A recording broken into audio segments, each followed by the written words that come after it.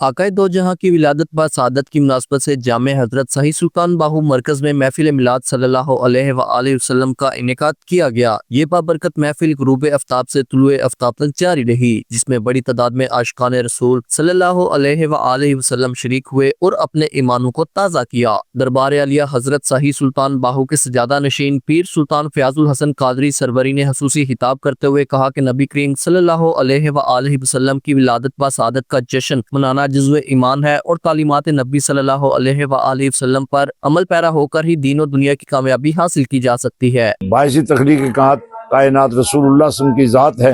हुजूर आए तो रात को इज्जत मिली, हुजूर आए तो दिन को शान मिली, हुजूर आए तो ज़मीन को इज्जत मिली, हुजूर आए तो आसमानों की बुलंदियों को फख्र हुआ।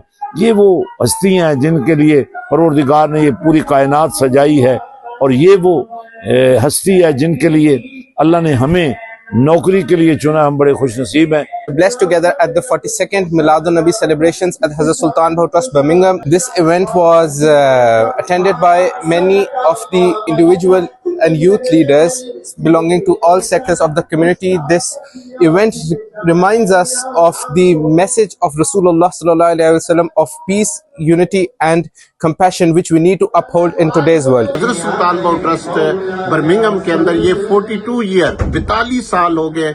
ये 42वां मिलाद मुस्तफ़ा सल्लल्लाहु अलैहि वसल्लम का प्रोग्राम है, और हुजूर का मिलाद हमें दर्स क्या देता है कि आइए, अगर हम अमन चाहते हैं, अगर हम सुकून चाहते हैं, तो वो ज़ात मुस्तफ़ा सल्लल्लाहु अलैहि वसल्लम है। मुकर्ररीन ने कहा कि मौजूदा हालात में हमें अपने किरदार और तर्ज अमल से साबित करना होगा कि हम पैगम्बर अमन और मोहब्बत के पैरोकार हैं। हाफिज कासिम सदीक चिश्ती समेत मुख्तलिफ सनाहानों ने नातिया कलाम पेश किए। आखिर में मुस्लिम मकबूजा इलाकों की आज़ादी, पाकिस्तान और बरतानिया के इस्तेहकाम और सलामती के लिए खसूसी दुआ की गई। Doctor Mohammad Yunus, JK news, Birmingham.